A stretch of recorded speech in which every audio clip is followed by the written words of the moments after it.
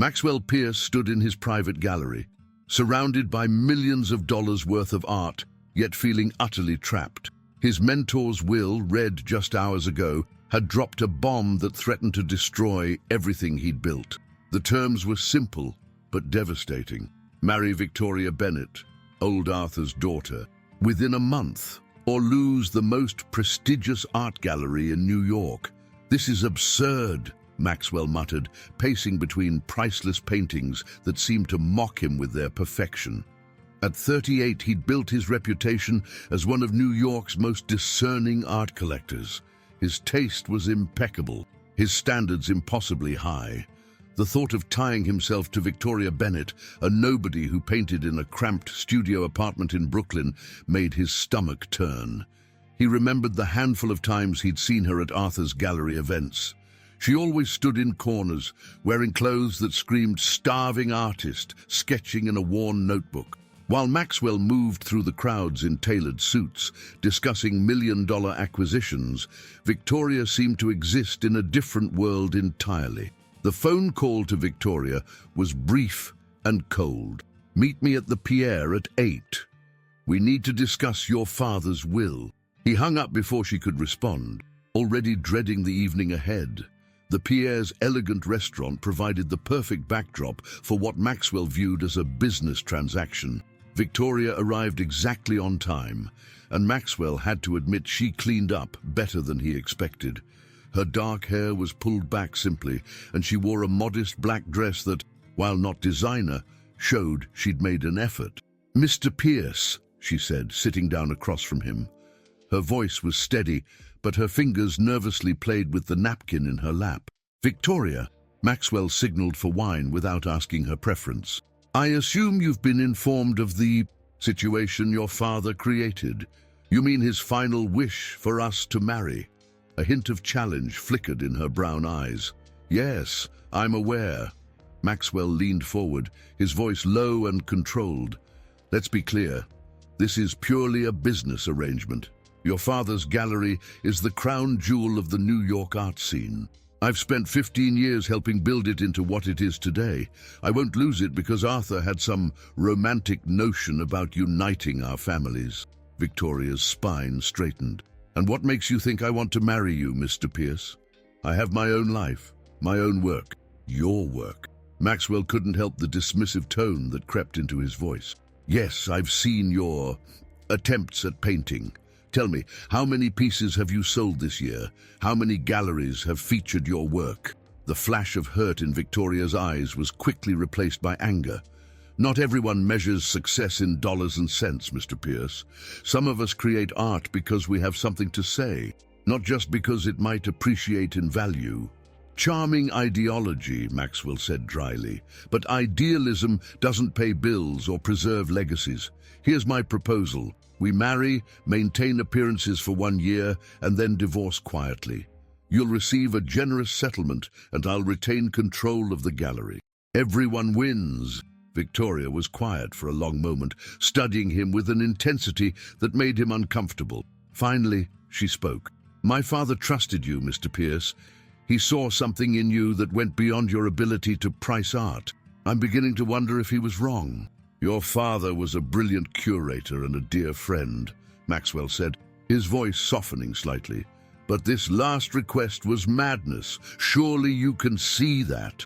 "What I see," Victoria said, standing up, "is a man so convinced of his own superiority that he can't imagine anyone else having value." She placed her napkin on the table. "I'll agree to your arrangement, Mr. Pierce, not for your money or your gallery, but because my father believed in both of us. Maybe he saw something that neither of us can see yet." As Victoria walked away, Maxwell felt a strange unease settle over him. He'd gotten what he wanted, her agreement to the marriage, but somehow it felt like he'd lost something in the process. Looking down at his untouched wine, he couldn't shake the feeling that Arthur's final move in their long chess game was more calculated than he'd initially thought. The wedding was a small, private affair at City Hall, witnessed only by Maxwell's lawyer and Victoria's best friend. Victoria wore a simple cream-colored dress, while Maxwell treated it like another business meeting. checking his phone between signatures on the marriage certificate. When they moved into Maxwell's penthouse apartment overlooking Central Park, Victoria insisted on converting one of the spare rooms into a studio. Maxwell agreed, mainly to keep her occupied and out of his way. He had a gallery to run, after all, and a reputation to maintain. But late that first night, as Maxwell walked past the room that would become her studio, he paused. Victoria sat cross-legged on the floor, surrounded by sketches, her face illuminated by moonlight streaming through the floor-to-ceiling windows. She was lost in her work, completely unaware of his presence, and for a brief moment, Maxwell saw something in her expression that reminded him of Arthur, that same pure absorption in the world of art, untainted by thoughts of profit or prestige. He shook off the moment of sentiment and continued to his room. This was business, nothing more. And in 1 year, they'd both be free to return to their separate worlds.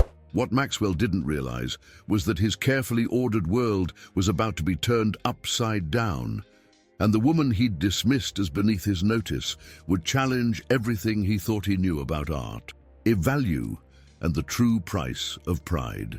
3 months into their arranged marriage, Maxwell found himself increasingly distracted by the sounds coming from Victoria's studio.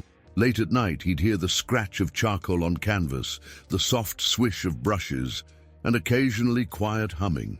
He told himself it was merely irritation at having his peaceful home disturbed, but curiosity began to gnaw at him.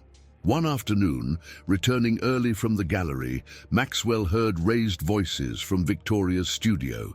He recognized the second voice, Gérard Laurent, one of New York's most respected art critics, a man who'd helped build and destroy countless careers. "My dear, this is extraordinary," Gérard was saying. "The emotional depth, the technical mastery. Why haven't you shown these publicly?" Maxwell froze outside the door, which was slightly ajar. "I'm not ready," Victoria replied softly.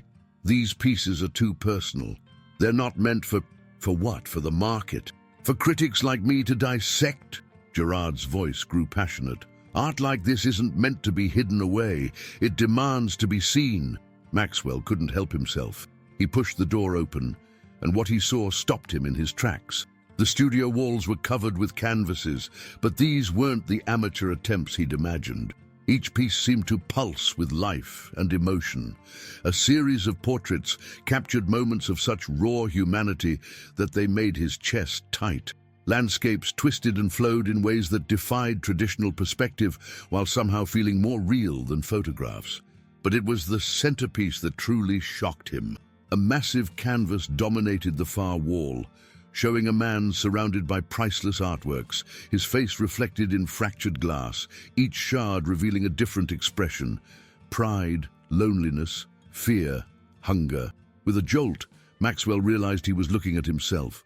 Gerard turned, his eyes gleaming. "Ah, Maxwell, I was just telling your wife that she's been keeping secrets. These works, they're revolutionary. The way she captures the intersection of beauty and pain, wealth and emptiness." He gestured at the portrait. "This piece alone could cause a sensation in the right gallery." Maxwell struggled to maintain his composure. "Victoria, I wasn't aware you were working on pieces of this scale." Victoria met his gaze steadily. "There's a lot you weren't aware of, Mr. Pierce. You never asked." Gerard looked between them, sensing the tension. "Well, I should be going. Victoria, please consider what we discussed. Talent like yours shouldn't remain hidden." He gathered his coat, nodding to Maxwell as he left. Alone in the studio, Maxwell found himself drawn to the portrait. Up close, the technical skill was undeniable, but it was more than that. The painting seemed to see through him, exposing layers he'd carefully hidden from the world. "Why didn't you tell me?" he asked. He still staring at his fractured reflection. Victoria cleaned her brushes methodically, her back to him. "Would you have listened? You made your opinion of my work quite clear at the Pierre. That was Before you what?" She turned to face him. "Before you had evidence that I might be worth something in your world. That I might not embarrass you at gallery openings. Her words hit home, making Maxwell uncomfortably aware of his own prejudices. He'd been so certain of his superior taste, his refined judgment. But looking around the studio now, he couldn't deny the mastery in every piece. "How long have you been working at this level?" he asked. "I've been painting since I could hold a brush," Victoria said, her voice softening. "Dad, he never pushed me to show my work. He understood that some art needs time to grow in the dark, like roots, before it's ready for the sun." Maxwell thought of Arthur, of their countless conversations about art and value. Had his mentor been trying to tell him something all along? "The technique in these pieces," Maxwell said, professional interest overcoming his personal discomfort. "It's unlike anything I've seen before. The way you layer light and shadow, it's my own method," Victoria explained, warming slightly to his genuine interest. "I developed it over years of experimentation. Dad used to say that true innovation comes from forgetting everything you think you know and just letting the art speak through you." Maxwell moved to a smaller canvas, a study of hands reaching through darkness toward a distant light. The emotion it evoked was almost painful in its intensity. "These deserve to be shown," he said quietly. "Perhaps," Victoria agreed, "but not in your gallery." Her words stung more than they should have. "The Bennett Gallery is one of the most prestigious venues in the city. Any artist would jump at the chance." "Yes," Victoria interrupted, "but I'm not just any artist. I'm your wife of convenience, remember? The obligation you took on to keep your precious gallery. How would it look if you suddenly started promoting my work? People would assume nepotism, that I manipulated my way into the art world through marriage." Maxwell hadn't considered this angle. She was right, of course. The art world thrived on reputation, on perceptions of authenticity and merit. But looking at these pieces, he knew they deserved to be seen. "Then we'll find another way," he said. "Other galleries, independent shows." Victoria laughed softly. "Now you want to help me? 3 months ago, you couldn't even be bothered to look at my work."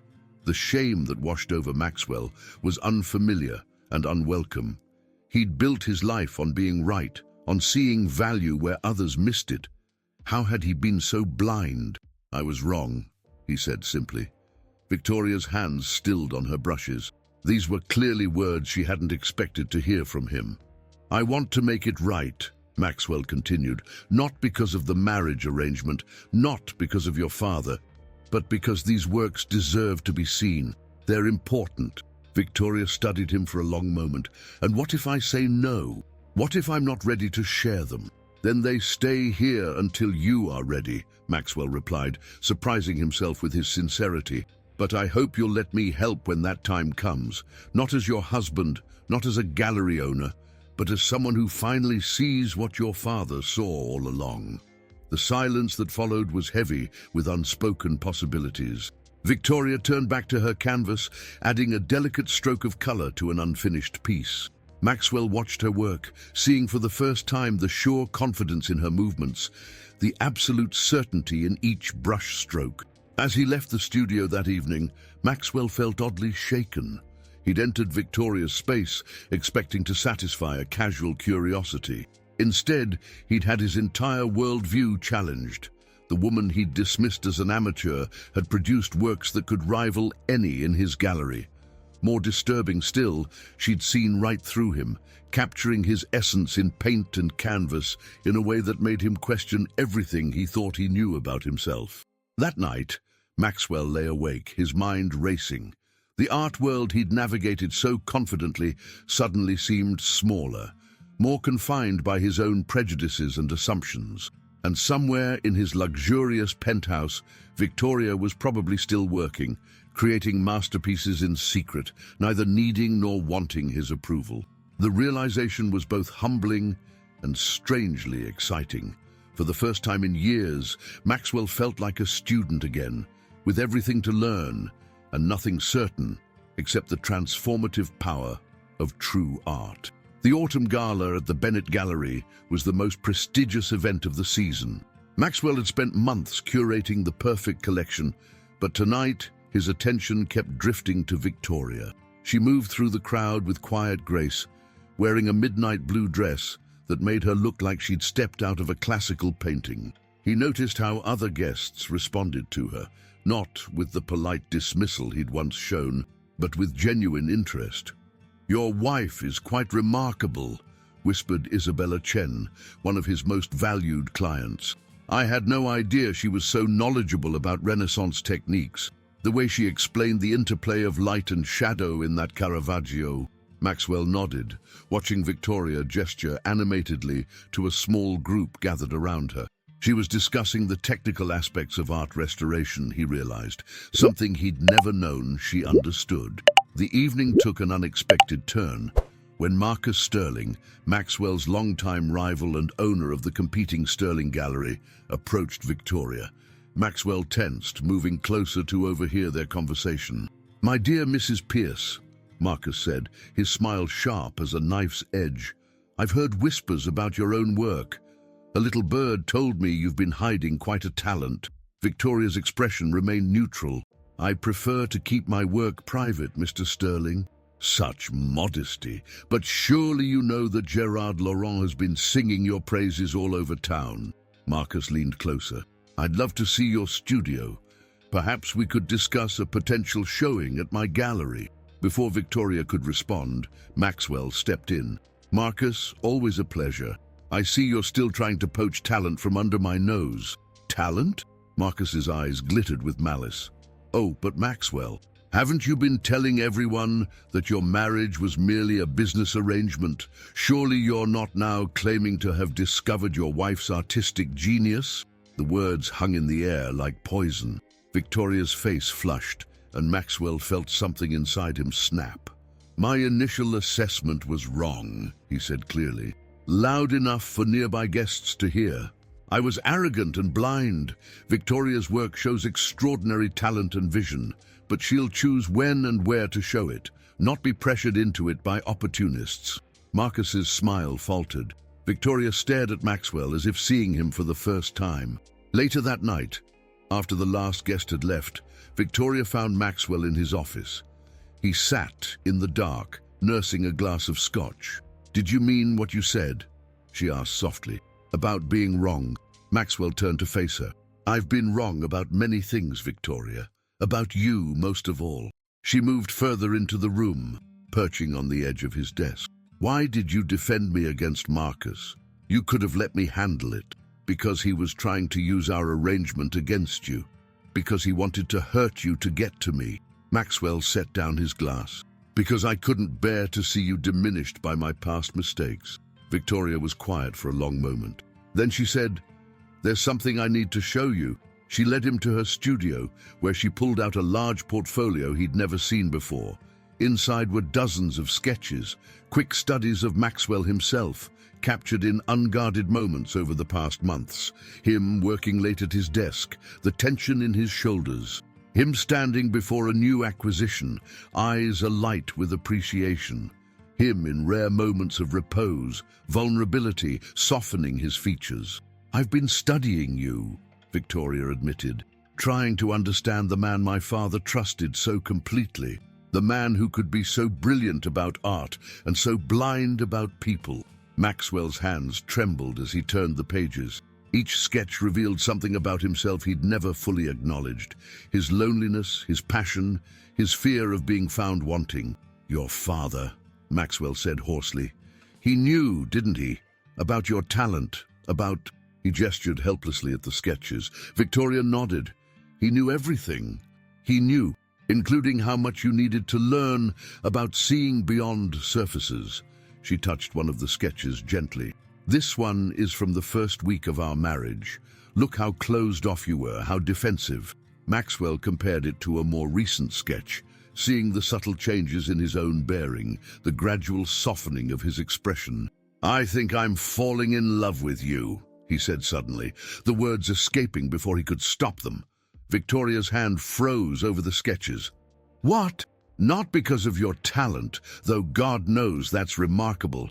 Not because of your father's wishes."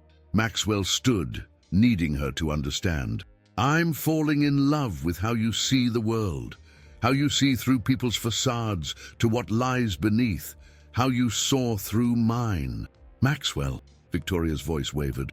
I know I have no right to expect anything from you, he continued. I know I've been arrogant and dismissive, but these past months, watching you work, seeing your passion and integrity, you've changed how I see everything. Victoria stood as well, her eyes bright with unshed tears. And what about our arrangement? The convenient marriage that would end in a year. I'll tear up the agreement right now if you want, Maxwell said. We can start fresh, start real, or if you prefer to keep your distance, I'll understand. But I needed you to know the truth. Victoria moved to her latest canvas, the one she'd been working on in secret for weeks. She pulled off the covering, revealing a stunning double portrait. It showed Maxwell and herself, but not as they appeared to the world. In the painting, they were surrounded by swirling colors and fractured light, their figures both separate and intertwined, reaching toward each other through layers of pride and fear and possibility. I've been trying to capture it, she said softly, this thing growing between us. I wasn't sure if you felt it too. Maxwell stepped closer to the painting, mesmerized by how she'd captured their complex dynamic. It's beautiful, he whispered, like you. But before he could reach for her, Victoria stepped back. I need time, she said. This is all happening so fast, and there's something else you need to know. Something about why my father really arranged this marriage. Maxwell felt his heart skip. What do you mean? Victoria took a deep breath, squaring her shoulders. The gallery. It's not what you think. My father left some papers for me. Documents that could change everything. I've been waiting for the right moment to tell you. But now, a knock at the studio door interrupted her. Maxwell's assistant stood there, looking worried. Mr. Pierce, I'm sorry to disturb you, but there's an urgent call from the gallery's board of directors. They're calling an emergency meeting for tomorrow morning. Victoria's face went pale. They know, she whispered. Someone must have told them. Told them what? Maxwell asked, looking between them. Victoria, what's going on? But Victoria was already moving, pulling out a locked drawer in her desk. We need to talk, Maxwell. About the gallery, about my father's real plans, and about why this marriage was never just about keeping you in control. The weight of unspoken revelations hung in the air between them. And Maxwell suddenly understood that he was standing on the edge of a truth that would change everything. About the gallery, about Victoria, and about the man he thought he knew as his mentor. The morning sun cast long shadows across Victoria's studio as she spread a collection of documents across her work table. Maxwell stood beside her, his face growing paler with each paper he examined. Financial records, secret accounts, and most damning of all, evidence of serious mismanagement at the gallery spanning years before Arthur's death. I don't understand, Maxwell whispered, his hands trembling as he held up a particularly devastating report. These numbers, they show the gallery has been operating at a loss for the past 3 years, but that's impossible. I've seen the books myself. Victoria's voice was gentle but firm. What you saw was what my father wanted you to see. The real records tell a different story. She pulled out another document, this one bearing Arthur's distinctive signature.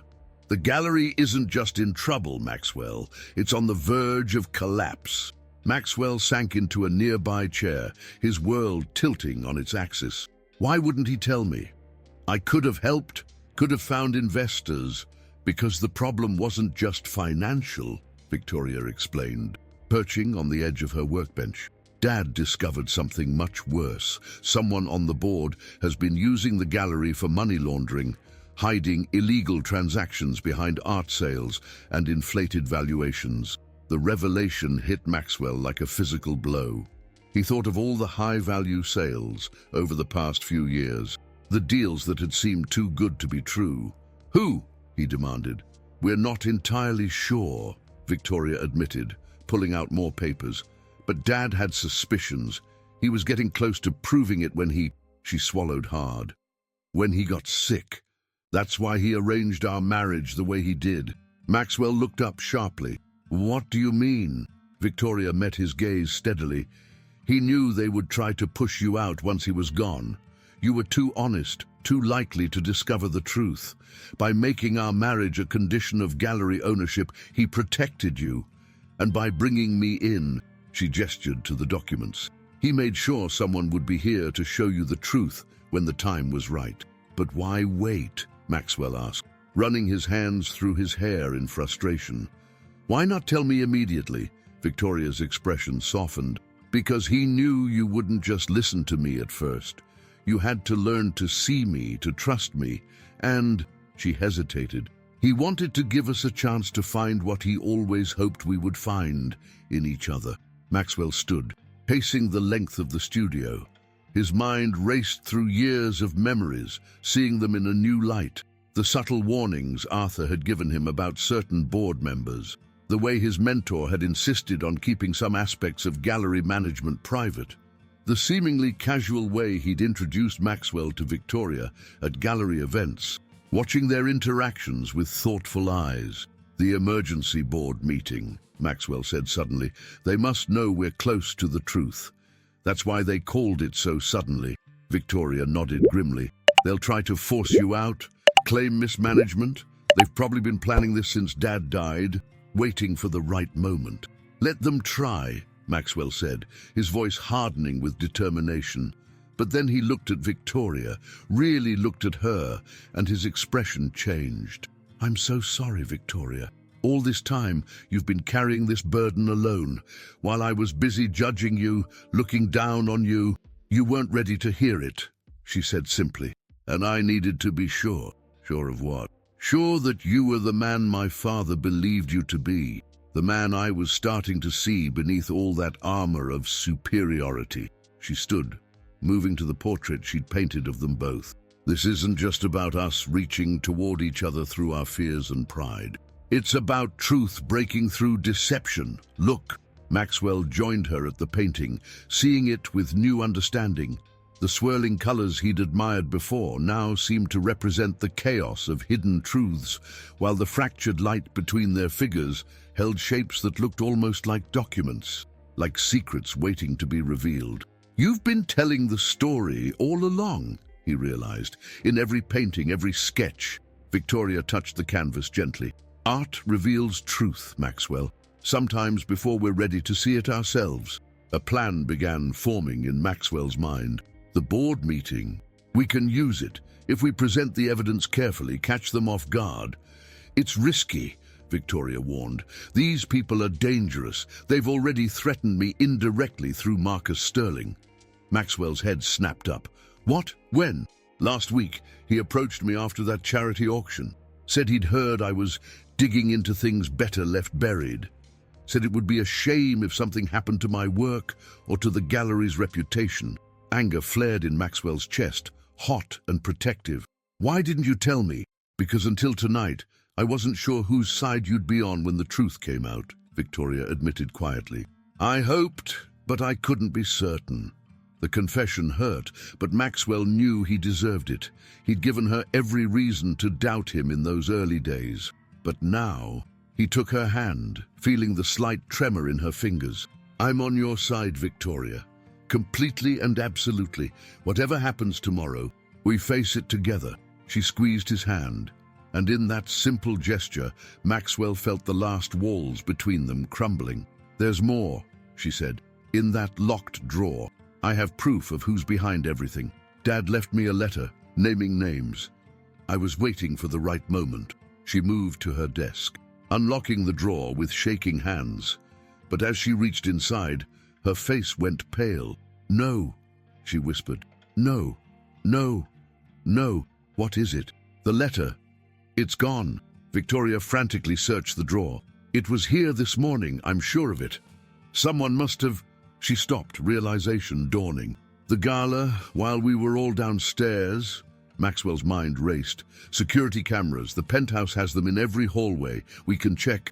Already doing it, Victoria said, pulling out her phone.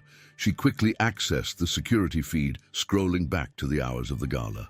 They watched together as a familiar figure slipped into the hallway, leading to Victoria's studio. Marcus, Maxwell breathed. He didn't come to the gala to recruit you. He came to steal the letter, which means he's involved, Victoria concluded.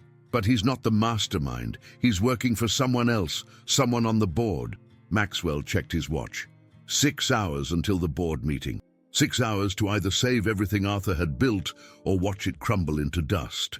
"We need a plan," he said, "and I think I know where to start. Your paintings, Victoria, they're not just art. They're evidence. You've been documenting everything, haven't you? In symbols and metaphors." A slow smile spread across Victoria's face. "Dad always said true art tells the truth, even when words fail. I've been painting the story of the gallery's corruption for months, hiding it in plain sight. Then let's make sure the board gets a good look at your work," Maxwell said, a plan crystallizing in his mind. "They think they're coming tomorrow to destroy us. Instead, they're going to walk into a very different kind of show." Victoria's eyes lit up with understanding. "A private exhibition, exactly. One that tells a story they won't expect." Maxwell pulled her close, finally allowing himself to acknowledge the depth of his feelings for this remarkable woman. "Your father was right about everything, about the gallery, about you, about us."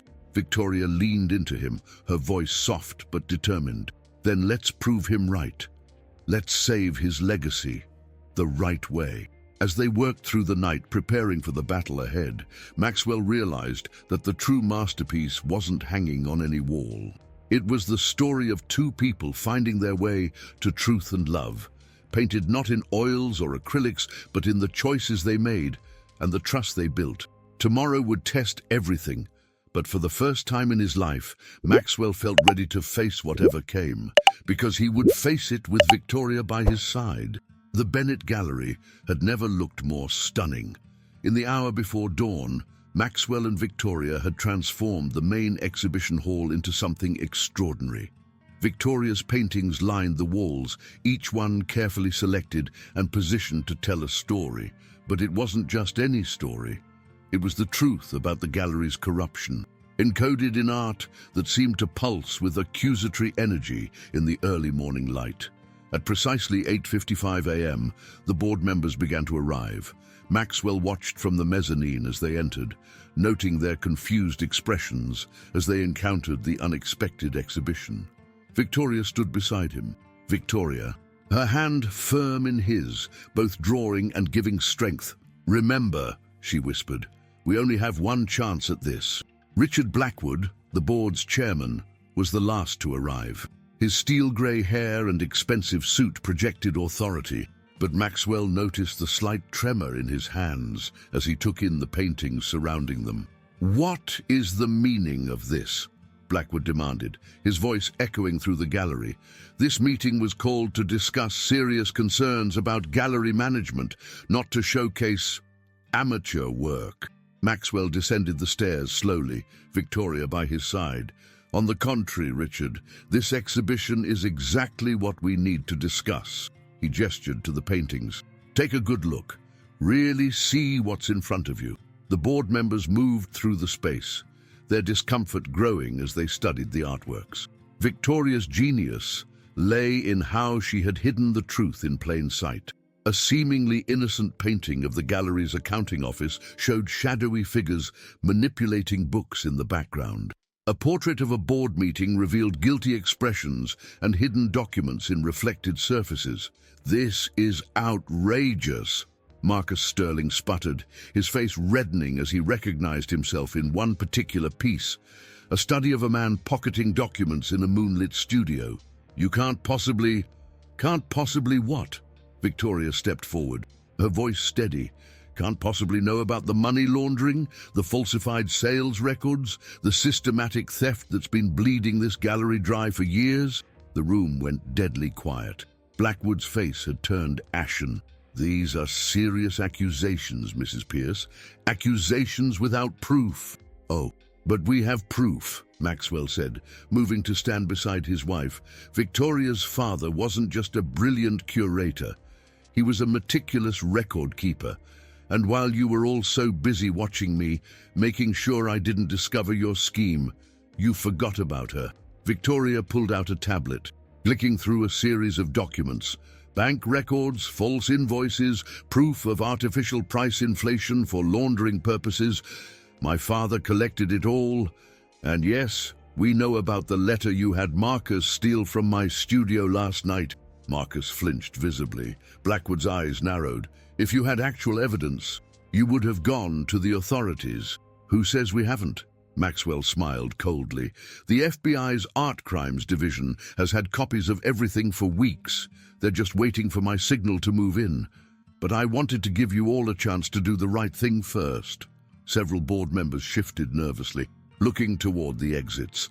Blackwood raised his hands in a placating gesture. Now, let's not be hasty. Perhaps we can come to some arrangement. The only arrangement, Victoria cut in, is your immediate resignation from the board. All of you involved in this scheme will step down quietly and cooperate fully with the authorities. In return, we won't press for maximum charges.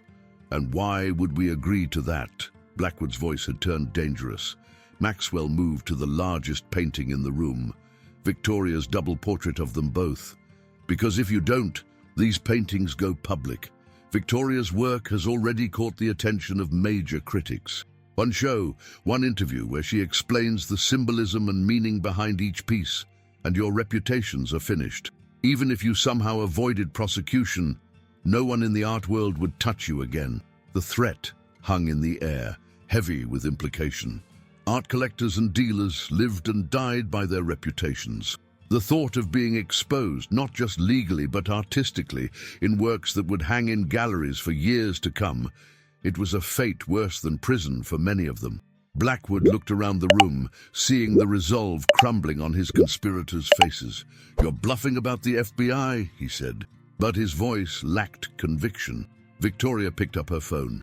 "Shall I call Agent Morrison right now? She's been very interested in the evidence we've gathered." The fight seemed to drain out of Blackwood all at once. His shoulders sagged, and for the first time he looked his age. "You're just like your father," he said to Victoria. "He could never leave well enough alone either." "My father believed in art," Victoria replied firmly. "Real art, not just commodities to be bought and sold. He believed in its power to reveal truth and transform lives. You corrupted his dream, used it to hide your greed. That ends today." Over the next hour, resignation letters were signed.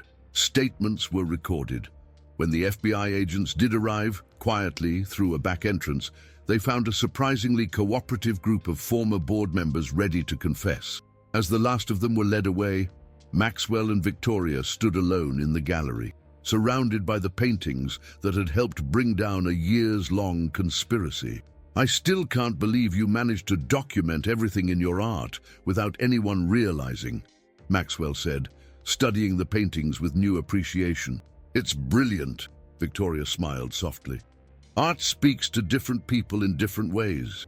They saw what they expected to see, just another artist's self-indulgent work. But you learned to see deeper." Maxwell turned to her, taking both her hands in his. "I learned to see you. Everything else followed from that." He paused, gathering his courage. "Victoria, I know our marriage started as an arrangement, but these past months, falling in love with you has been the most real thing that's ever happened to me. Even more real than uncovering a major art fraud," she teased, but her eyes were bright with emotion. "That was just the backdrop," Maxwell said seriously. "The real masterpiece was us. Finding each other, learning to trust, breaking down all the walls I'd built around myself.